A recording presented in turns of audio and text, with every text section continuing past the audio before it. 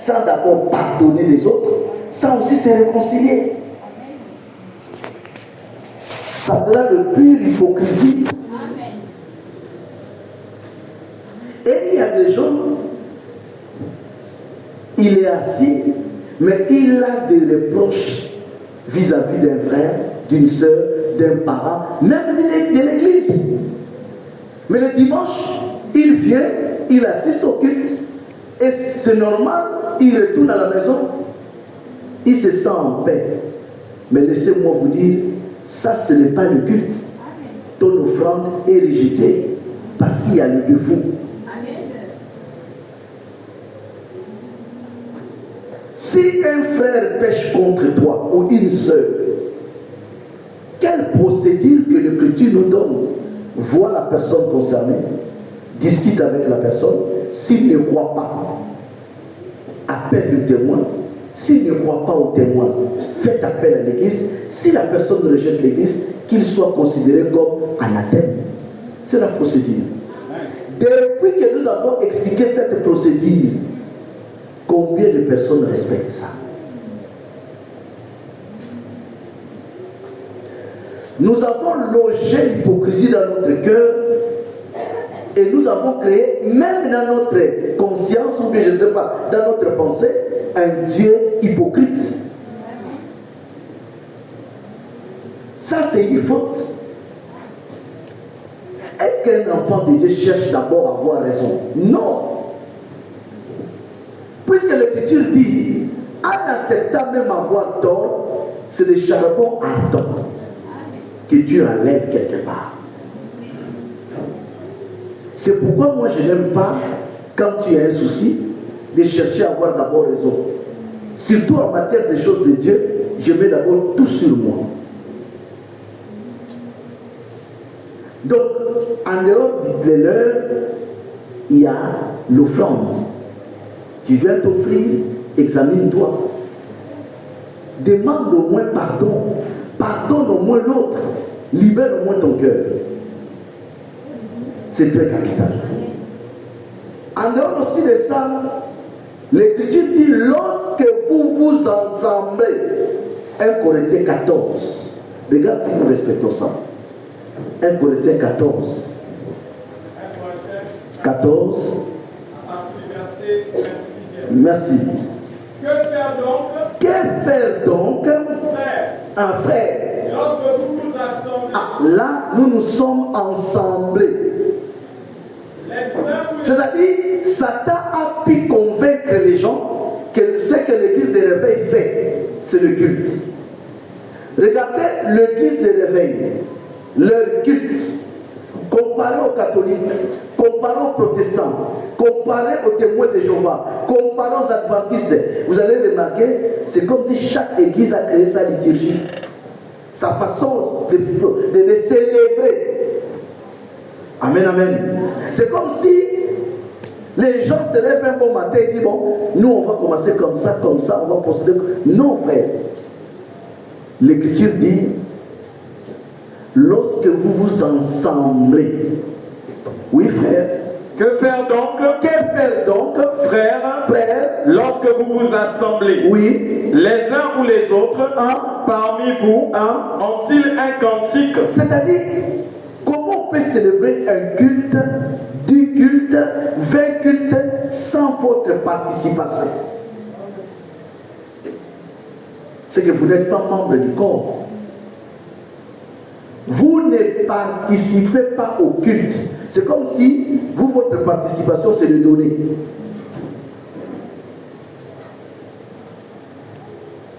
Il y a des gens qui ne participent pas. Les uns ont quoi?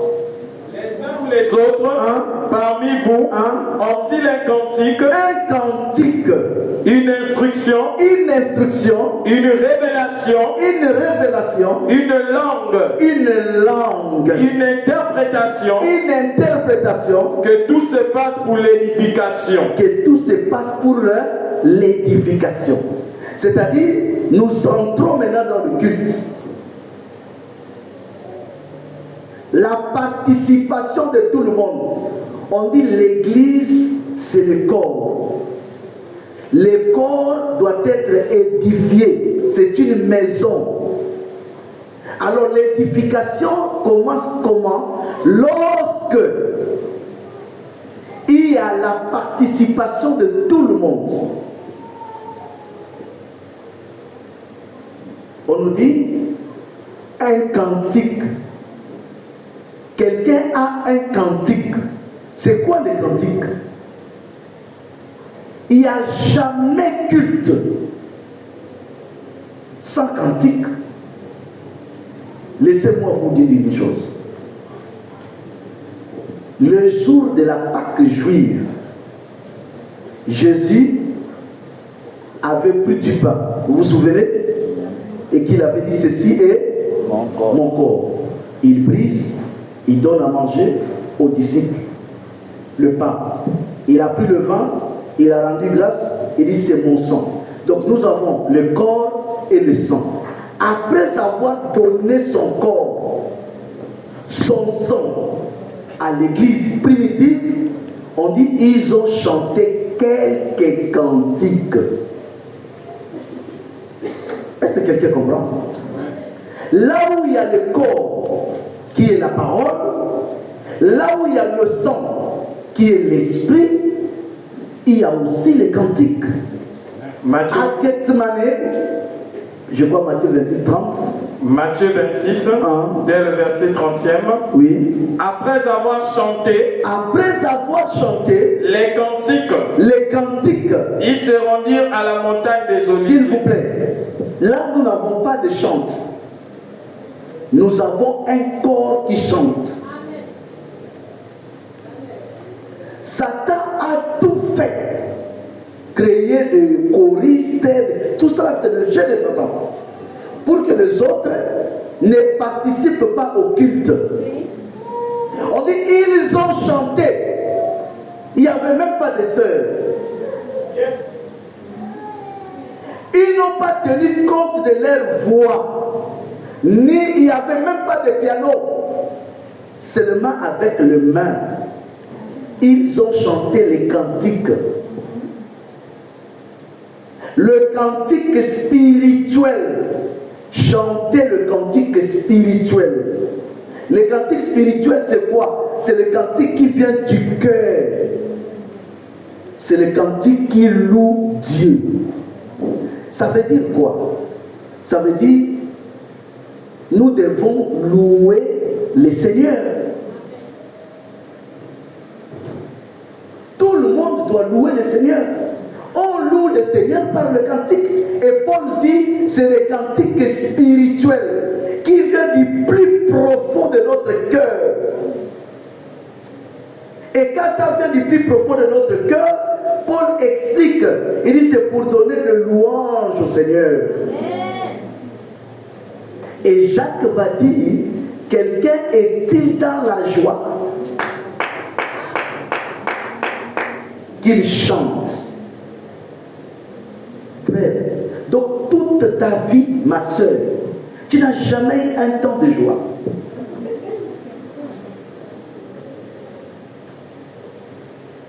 Chanter, ce n'est pas la voix. Le cantique, c'est glorifier ton Dieu, donner gloire et louer ton Seigneur. Comment les autres louent quelqu'un, toi tu ne loues pas? C'est un danger même pour toi. Tout le monde loue une personne, toi tu ne loues pas cette personne. À cause de quoi? D'une seule chose, la honte. Et il y a même une écriture qui t'accompagne. C'est lui qui aura honte. J'aurai. Est-ce que quelqu'un comprend? Donc si tu as honte du Seigneur, lui aussi au retour témoigner pour toi. Lui aussi, il va aussi. Le problème c'est quoi? C'est toi qui payes. À chaque fois que tu as honte, tu payes. Pourquoi? Parce que toi tu es sale. Il faut un avocat pour toi. Alors l'avocat n'a jamais honte de témoigner pour un client. C'est-à-dire un meurtrier, tout le monde sait qu'il a tué 100 personnes. Un tueur en série. Mais il y a quelqu'un qui s'élève pendant que les familles pleurent, mais ils viennent défendre cette personne. Mon frère, sans honte, Jésus dit, lui il doit aussi faire pareil pour toi. Avec tout ce qui est erreur que tu as commis, toutes les bêtises que tu as. Mais un homme va s'élever avec courage pour te défendre. Toi, tu as honte de l'avocat, c'est que l'avocat aussi aura honte de toi. Ce n'est pas beaucoup de mots. Je vais chanter pour Dieu. On te donne le micro, tu loues ton Dieu. L'essentiel, on a précisé, en matière de cantique, on donne une précision. On ne dit pas la voix, on dit le cœur. Voilà la précision. Louer Dieu ne vient pas de la voix. On dit le cœur qui chante. Colossiens, oui. Chapitre 3, oui. À partir du verset 16e. Oui.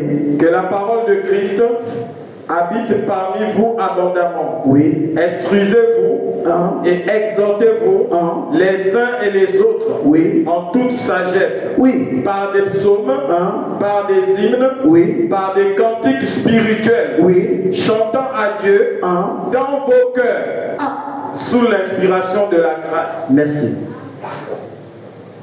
Ça vient du cœur. Et un peu plus loin, je vois dans notre passage, Paul dit c'est pour donner des louanges au Seigneur. Tout le monde doit chanter pour le Seigneur.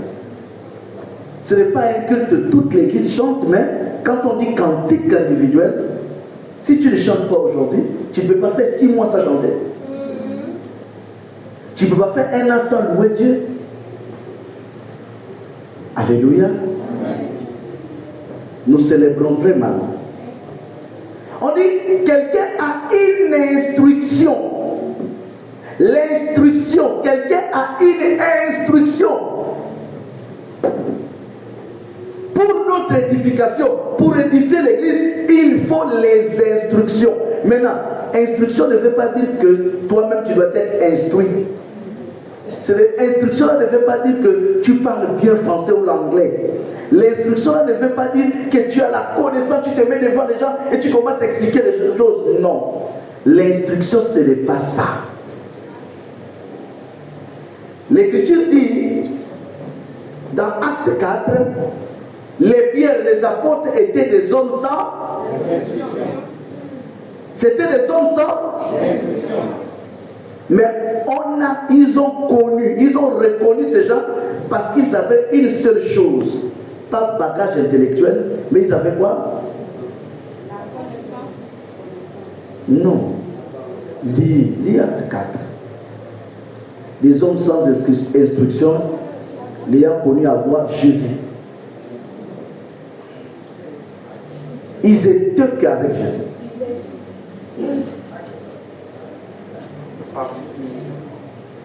À partir du verset 13e. Lorsqu'ils virent l'assurance de Pierre et de Jean, ils furent étonnés, sachant que c'étaient des hommes du peuple sans instruction. Et ils les reconnurent pour avoir été avec Jésus. Pas d'avoir été avec Jésus, pour avoir été avec Jésus. Les hommes du peuple sans instruction, sans bagage intellectuel, mais ils étaient avec Jésus. Ça veut dire quoi? Ils ont qu'une seule chose, les enseignements de Jésus. Est-ce que quelqu'un comprend? L'instruction, la Bible dit, toute la Bible est écrite pour nous servir d'exemple et pour notre instruction. C'est pourquoi on va plus loin dire, instruisez-vous par des psaumes, par des cantiques, par des hymnes, tout ce qui peut contribuer. Ça doit jouer un rôle très capital.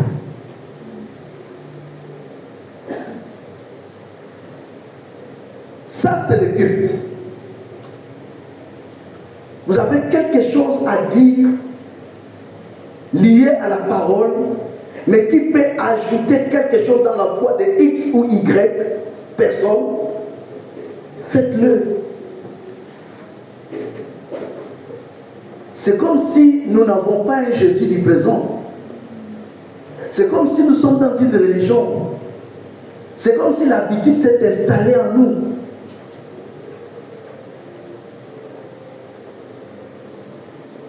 L'officiant, son rôle, c'est ça. Amener l'église à agir, ensembler la réunion. Lorsque nous nous ensemblons, ce n'est pas imiter les pentecôtistes. C'est montrer au peuple. C'est quoi l'instruction? Donner le coup d'envoi au peuple. Et les peuples vont s'habituer à ça. Amen, amen. Ce n'est pas compliqué, les gens vont s'habituer. Quelqu'un a une révélation. Quelque chose caché de son, mais révélé par Dieu à X ou Y personne. Ça peut être une manifestation d'un don. Ça se passe pendant la réunion.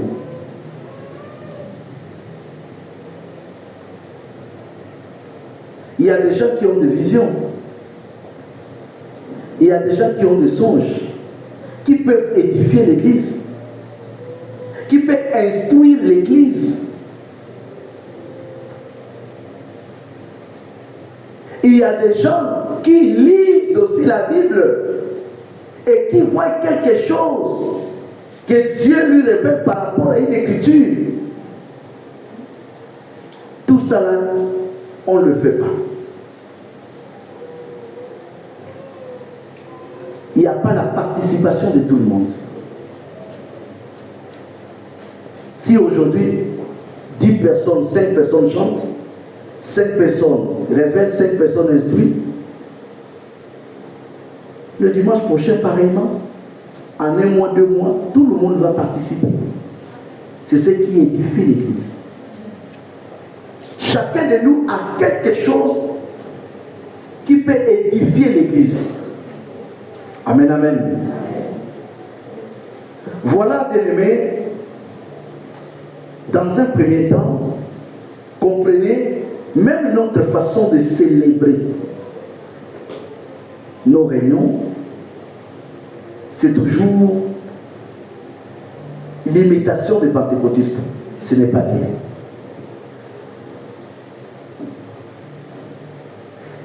Je vous donne l'exemple de témoignage.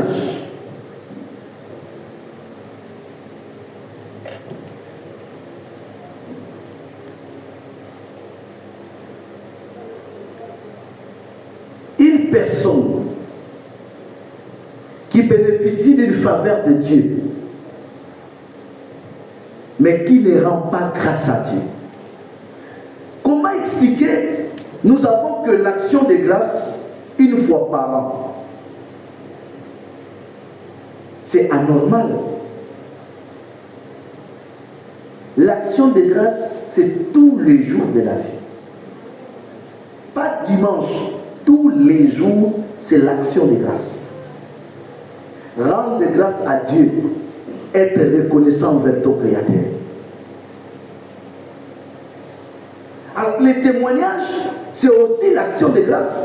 L'action de grâce, ce n'est pas seulement matériel. C'est rendre, on peut rendre grâce à Dieu, donner ton action de grâce par la parole, le témoignage. Je rends grâce au Seigneur pour telle chose. Et l'écriture va même plus loin. Au moment où Dieu n'a rien fait pour dire, rendez grâce à Dieu en toutes choses. En toutes choses. Même la chose qui fait mal. David avait perdu son enfant. On n'a pas compris comment il a rendu grâce à Dieu. Mais le monsieur l'a eu comment? Il dit l'Éternel a donné, l'Éternel a ôté, que son nom soit glorifié. Mais toi tu vas détester Dieu.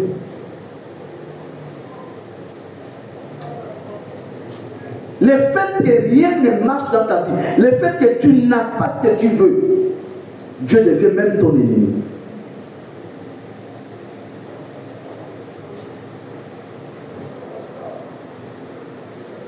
tu ne rends pas grâce.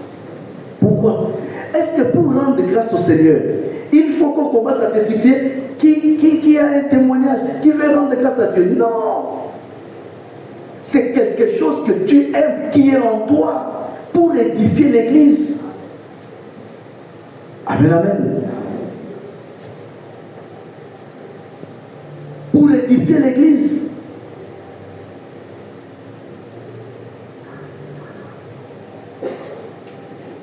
Bien-aimés,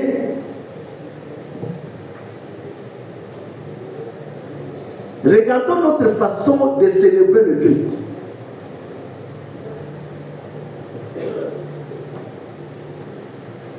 On dit lorsque vous vous ensemblez.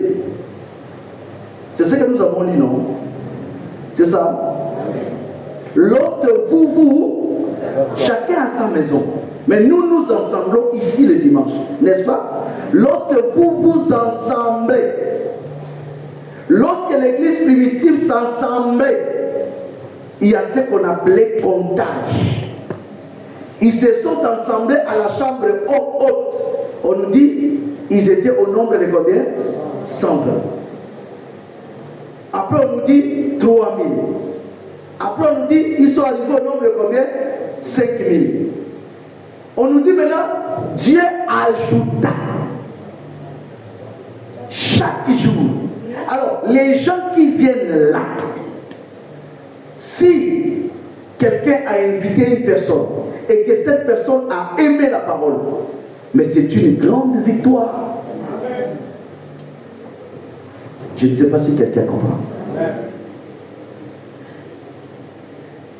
La croissance numérique de l'Église du Seigneur, c'est lorsqu'on constate aussi que Dieu ajoute des personnes qui viennent parce qu'ils ont été touchés par le message. Mais tout cela, ça n'existe pas.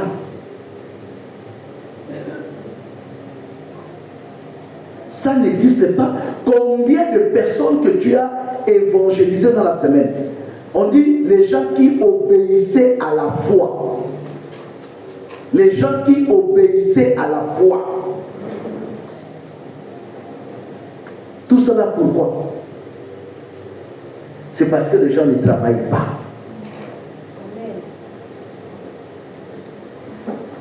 Dès qu'on voit une nouvelle personne dans l'assemblée, c'est pas les nouveaux venus à la fin. Après une personne s'assoit avec une chaise, comme ça, prend le numéro. Ça c'est de l'aventure. Ça c'est l'aventure. Ça c'est la religion. Ça se fait partout. Cette aventure-là, ça se fait partout. Vous n'êtes pas le premier aventurier dans ça.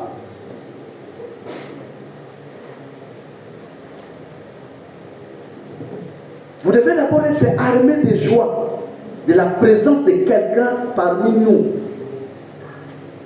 Utilisé, conduit, appelé par le message.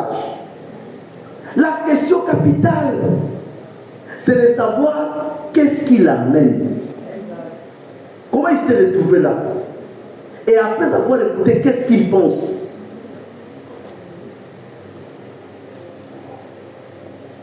Et faire le suivi de cette personne, c'est-à-dire se battre pour que cette personne reste. Parce que venir et rester, c'est deux choses différentes.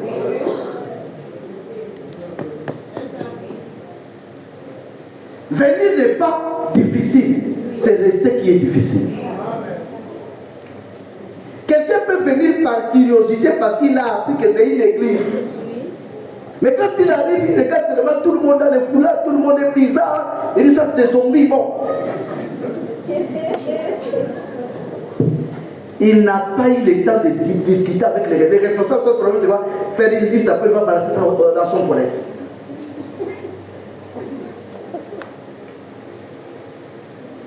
La chose n'est pas dans le cœur. Si la chose est dans le cœur, tu dois chercher à comprendre les difficultés de cette personne. Qu'est-ce qui peut bloquer à cette personne de rester? À Kingele, je m'asseyais avec des gens, je prends une chaise, je mets un tableau, je commence à, on dit, persuader. Qu'il me pose toutes les questions qu'il veut. Je discute avec lui, tu vois quelqu'un te regarde, il te suit, tout ce qu'il a comme question. Au moins, lui-même, il comprend que tu as raison, mais c'est sa vie qui ne collabore pas, il parle. Là, il est jugé. Et ça décourage ceux qui invitent. Nous invitons, mais il n'y a pas de suivi à on abandonne. Les dimanches, prenez toutes mes chaises, les chaises, là, mettez-moi ça comme ça. Ça quitte cette forme, ça fait comme ça. On s'assoit tous ensemble. Jusqu'à ce que nous méritons le devant. C'est tellement important. Nous devons corriger cette façon de travailler. C'est tellement important. Vous avez appelé le frère Donald Meunier. Pardon? Vous l'avez appelé? Ok. Lorsqu'une personne n'est pas dans l'ensemble et absent, c'est toute l'église qui doit souffrir. Là où je regarde, là, je sais qui est là, qui ne parle pas. Et il y a des gens qui m'écrivent, là j'ai vu la sœur Aude Rebecca m'a écrit le matin, prophète, je ne serai pas là. Est-ce qu'elle a besoin de passer directement par moi? C'est parce qu'elle sait que c'est la seule personne. Si toi qui ne me vois pas, elle va m'appeler.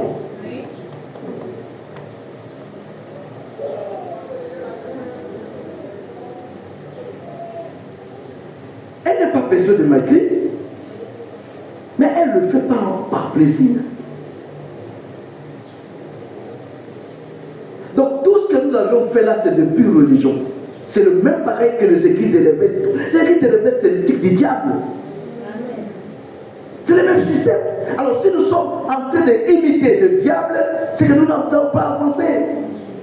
Notre modèle, c'est l'église primitive. C'est l'échantillon que nous avons. Nous avons l'échantillon de l'église primitive. C'est l'église primitive qui est notre modèle.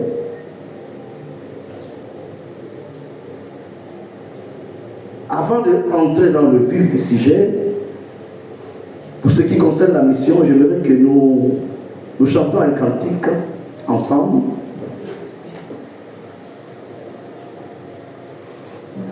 Si les sœurs peuvent vous donner un cantique. Mais tu vas simplement disposer ton cœur, prier Dieu. Dis à Dieu de te parler. Ce n'est pas une prédication, mais c'est une réunion où nous avons besoin que Dieu nous parle.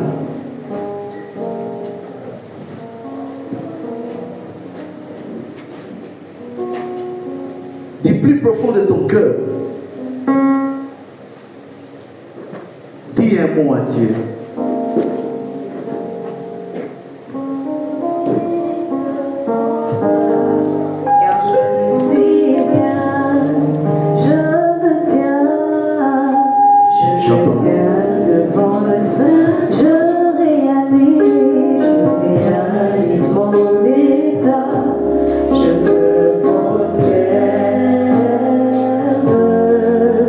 Je me mets devant toi.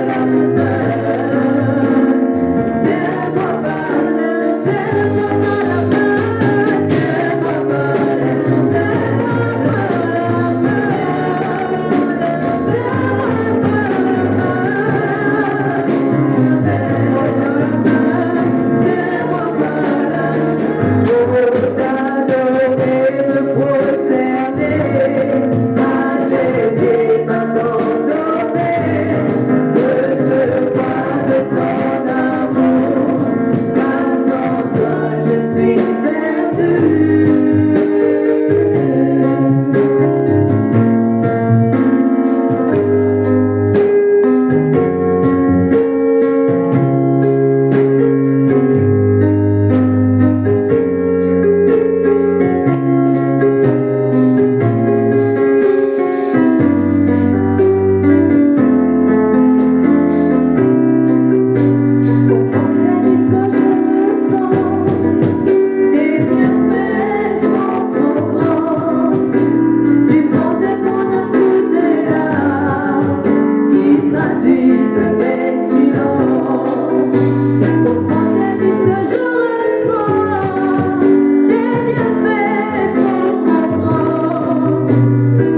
parfum de bonheur.